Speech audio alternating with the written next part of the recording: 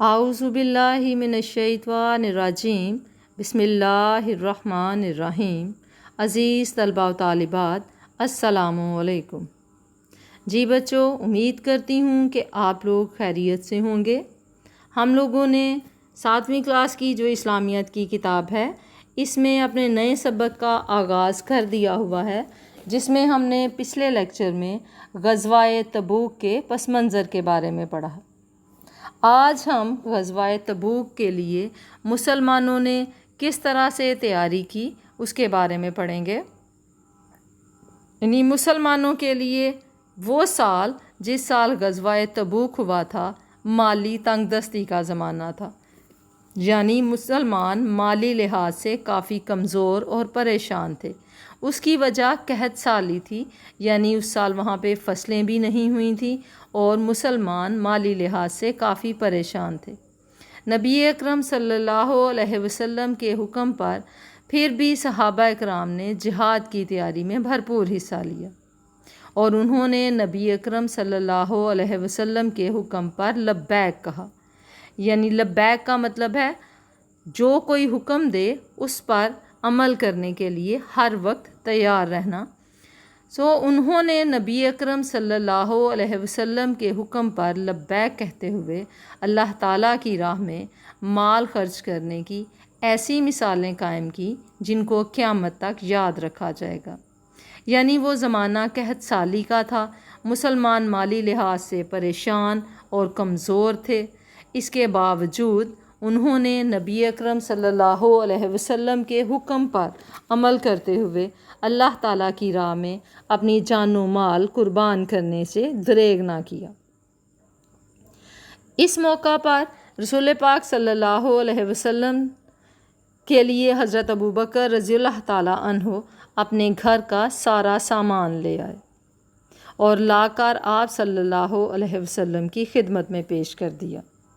حضرت عمر فاروق رضی اللہ تعالیٰ عنہ نے اپنے گھر کا آدھا سامان پیش کیا، اور حضرت عثمان غنی رضی اللہ تعالیٰ عنہ نے 900 اونٹ، 100 گھوڑے، 1000 دینار اور 200 اوقیہ چاندی آپ صلی اللہ علیہ وسلم کی خدمت میں پیش کی۔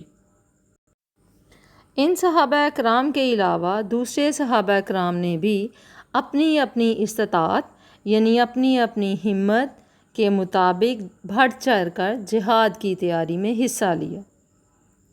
اس کے باوجود بعض صحابہ اکرام رضی اللہ تعالیٰ عنہ ایسے بھی تھے جو بے حد بے سر و سامانی کا شکار تھے، یعنی جن کے پاس دینے کے لیے کچھ بھی نہ تھا، اس لیے وہ جہاد کی تیاری میں حصہ نہ ڈال سکے۔ لیکن وہ اس بات کی وجہ سے پریشان تھے کہ وہ جہاد کی تیاری میں حصہ نہیں ڈال سکے، تو انہوں نے اپنی جانیں بارگاہ رسالت میں پیش کرتے ہوئے عرض کی کہ انہیں بھی جہاد فی سبیل اللہ میں ساتھ لے جایا جائے۔ یعنی ان کے نزدیک یہ بہترین چیز تھی کہ اگر وہ اپنا کوئی مال خرچ کرنے کے لیے آپ صلی اللہ علیہ وسلم کی خدمت میں پیش نہیں کر سکے تو وہ اپنی جانیں تو اللہ تعالیٰ کی راہ میں دے سکتے ہیں۔ اس لیے انہوں نے اپنی جانیں آپ صلی اللہ علیہ وسلم کے سامنے حاضر کرتے ہوئے کہا کہ انہیں بھی جہاد میں حصہ لینے کی اجازت دی جائے۔ لیکن آپ صلی اللہ علیہ وسلم کے پاس سواریوں کی کمی تھی، اس لیے آپ صلی اللہ علیہ وسلم نے انہیں مدینہ منورہ میں ہی ٹھہرنے کا حکم دیا۔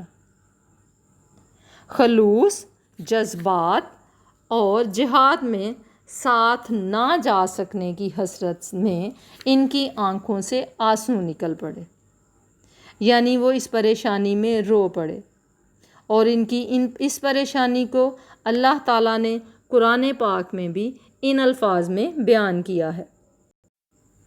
وَأَعْيُنُهُمْ تَفِيضُ مِنَ الدَّمْعِ حَزَنًا أَلَّا يَجِدُوا مَا يُنْفِقُونَ۔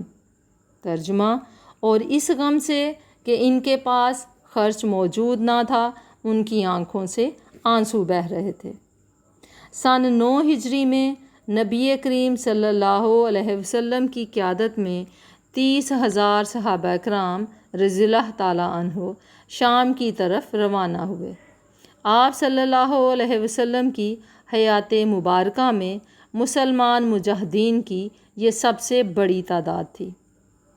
ان میں سے 10,000 سوار تھے۔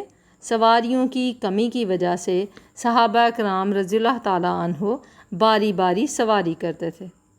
18 آدمیوں کے لیے ایک اونٹ تھا، یعنی ایک اونٹ پہ 18 آدمی باری باری سفر کرتے تھے، اور اکثر صحابہ کرام رضی اللہ تعالیٰ عنہ نے تو یہ طویل یعنی لمبا سا سفر پیدل ہی طے کیا۔